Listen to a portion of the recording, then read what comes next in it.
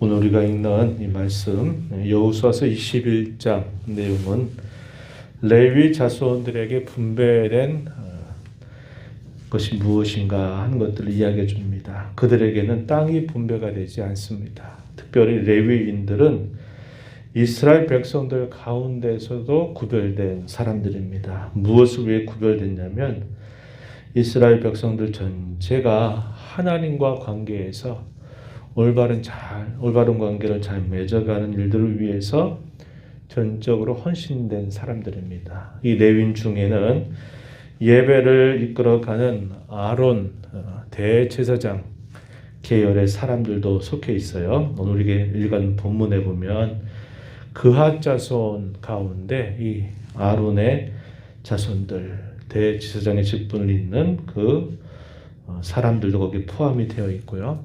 또 그들 가운데서는 성막이나 혹은 나중에 가면 성전에 봉사하는 일에 전무하도록 이렇게 부름을 받은 사람들입니다. 그래서 이들은 이스라엘 백성들과 하나님 사이에 그 순수한 종교를 잘 유지하고 하나님 백성들 사이의 관계를 잘 세워가는 일들을 위해서 헌신된 사람들이고 특별히 구별된 사람들이었다고 하는 겁니다. 그래서 이들에게는 땅이 분배가 되지 않고 여호와 하나님 자신이 그들에게 기업이 된다라는 사실을 여러 차례 이야기하고 이스라엘 백성들이 하나님 앞에 나올 때 가져왔던 재물 가운데서 그들의 음식을 취하도록 하셔서 이스라엘 백성들과 매우 긴밀하게 연결되도록 하나님께서 그들을 세우시게 됩니다.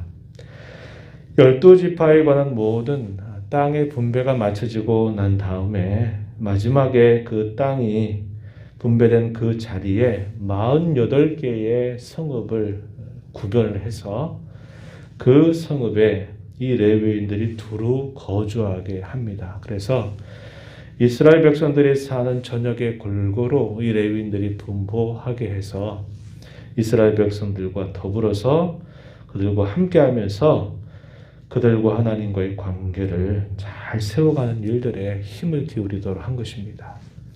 레위인들이 먹고 살 수 있는 것은 이스라엘 백성들이 자신들이 수고해서 얻은 그런 소산물들 가운데서 그들은 먹고 살게 하고 그들의 영적인 봉사의 직무를 통해서 이스라엘 백성들에게 그들의 신앙이 잘 유지되고 또 그 관계가 하나님 앞에 잘 맺어지게 하는 일에 힘을 기울여서 서로가 서로를 깊이 의존하고 서로가 서로에게 깊이 연결되도록 하나님께서 살게 하신 것입니다.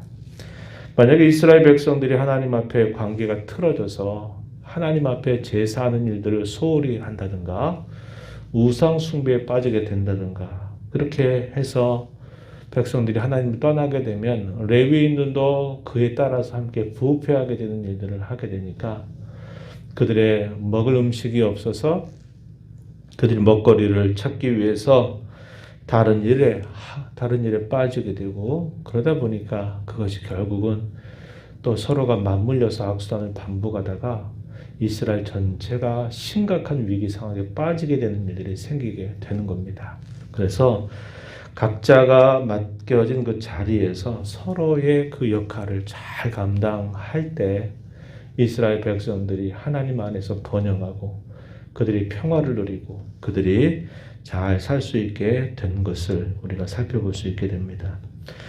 오늘 우리가 읽은 본문 1절로부터 42절인 내용에서는 레위 지파에게 분배된 성읍들 그리고 그들이 또 가축들을 먹일 수 있는 목초지들이 어떻게 분배되었는가에 대한 자세한 기록을 알려줍니다. 그리고 43절에서 마지막 절 내용에서는 하나님께서 약속하신 모든 땅의 분배들이 다 맞춰진 것을 요약해서 간략하게 소개해 주는 말씀이 나타납니다. 앞부분을 먼저 잠깐 보시면 이렇게 말합니다. 1절에 가서 보시면 레위 사람의 족장들이 제사장 엘르아살 눈의 아들 여호수아와 이스라엘 자손의 지파 족장들에게 나와서 옛적에 모세에게 하나님께서 말씀하셨던 것처럼 우리에게 거주할 성읍을 달라라고 요구를 하게 됩니다. 2절 보면은 여호와께서 모세에게 명령하사 우리가 거주할 성읍들과 우리 가축을 위해 그 목초지들을 우리에게 주라 하셨나이다. 우리에게 땅은 아니지만 우리가 거주할 성읍들과 가축을 기를 목초지를 우리에게 분배해 달라 이렇게 요구를 하게 됩니다. 그래서 여호수아를 중심으로 해서 그러한 요구에 따라서 제비뽑기를 통해서 이 레위인들에게 성읍과 목초지를 제공하게 되는데 4절 가서 보면은 이렇게 말합니다. 그앗 가족, 이 그앗 가족 중에 아론의 자손들, 제사장 아론의 자손들에게 먼저 그것을 분배해 주게 되는데요. 4절 중간에 보면 유다 지파, 시므온 지파, 베냐민 지파 중에서 제비를 뽑아서 13 성읍을 받게 됩니다. 이 13 성읍은 제사장들, 성전을 중심으로 해서 섬기는 이 제사장들에게 주어진 성과 목초지입니다. 그리고 그 자손, 그앗 자손 중에서 남은 사람들, 그들은 5절에 보면 에브라임 지파, 단 지파, 므낫세 반 지파 중에서 10성읍을 제비 뽑아서 그것을 받게 됩니다. 그리고 또 레위인들 중에서 게르손 자손들이 있어요. 6절에 보면 게르손 자손들 경우에는 이사갈 지파, 아셀 지파, 납달리 지파, 또 므낫세 반 지파 여기에서 제비를 뽑아서 13 성읍을 뽑아줍니다. 그리고 마지막 남은 세 번째 계열 무라리 자손들의 경우는 르우벤 지파, 갓 지파, 스불론 지파 중에서 12개의 성읍을 받게 됩니다. 그래서 이것들을 전체적으로 다 합산을 하게 되면 48개의 성읍과 목초지를 받게 됩니다. 그래서 이스라엘 백성들 살고 있는 곳곳마다 이 레위인들이 있게 됩니다. 그래서 이스라엘 백성들이 그들의 종교적인 일들에 있어서 이 레위인들의 도움을 받을 수 있도록 이렇게 한 겁니다. 머나먼 길을 떠나서 찾아와야만 만나게 되는 게 아니라 그들이 살고 있는 주위에 레위인들이 있어서 그들이 레위인들에게 도움을 받도록 이렇게 한 겁니다. 우리가 앞에서 20장에서 읽었던 말씀처럼 이스라엘 백성들이 부지 중에 어떤 사람을 죽이게 되는 경우에 피의 보복자로부터 생명을 보존하기 위해서 도피성 6개를 마련하겠죠. 6개를 마련할 때 요단강을 중심으로 해서 동편에 3곳, 그 다음에 서편에 3곳. 그것도 땅 지역이 거의 비슷하게 돼 있어서 하루 사이에 누구든지 그러한 일이 갑작스럽게 발생하게 될 때 도피성으로 피신할 수 있도록 하나님이 배려를 하시게 된 겁니다. 그와 비슷하게 이 레위인들이 거주하는 성읍과 목초지를 48곳의 곳곳마다 배치함으로 이스라엘 백성들이 레위인들의 도움을 받게 했고 레위인들 또한 이스라엘 백성들이 제공하는 그런 일들을 통해서 그들이 또 먹고 살 수 있도록 하나님께서 이렇게 하신 겁니다. 매우 긴밀한 관계를 만들어 주신 거죠. 우리가 읽지 않은 그 부분은 그에 대한 구체적인 소개, 어느 지역 성을 분배받게 됐는가에 대한 자세한 기록이 나타나고 있다는 겁니다. 그래서 쭉 넘어가시면요. 우리가 읽었던 말씀 중에서 41절 가면은 전체적으로 이 레위인들이 받은 이 성읍의 수가 48개의 성읍이다. 또 그에 해당되는 목초지들이다. 이렇게 소개를 해주고 있습니다. 그리고 마지막 부분 43절부터 45절 내용은 이제 모든 땅의 분배를 다 마친 거죠.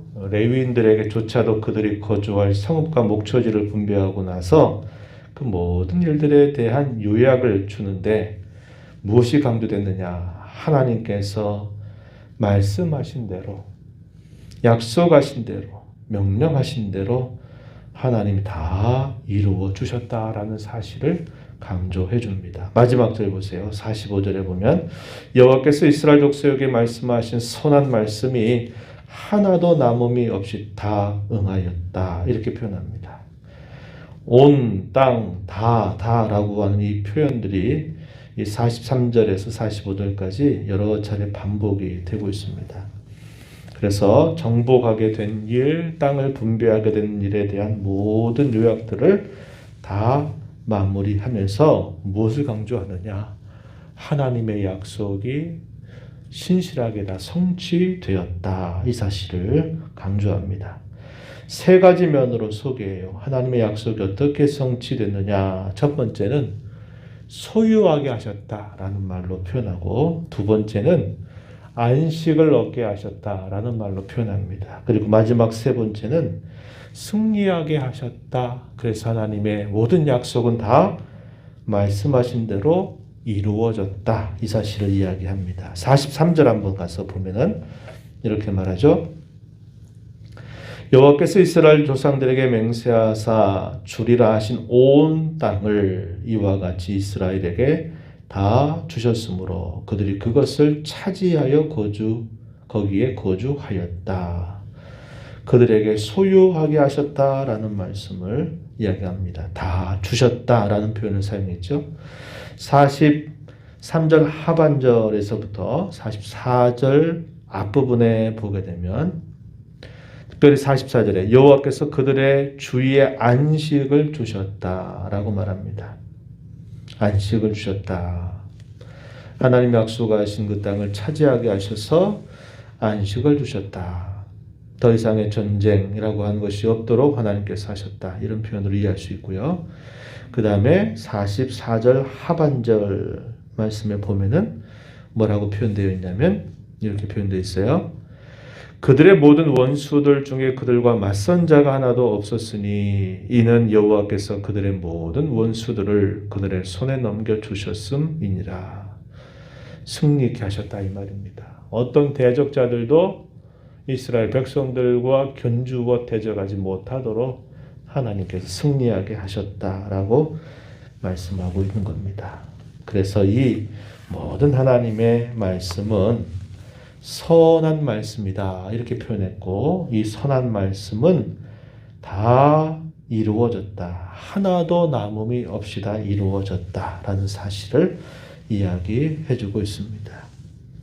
이스라엘 백성들에게 소유하게 하시고 그들에게 안식을 주시고 그들로 승리를 주신 이 일들을 통하여 하나님은 하신 모든 약속을 성취하셨다라고 이야기합니다. 그래서 그들이 기나긴 삶을 살아왔죠.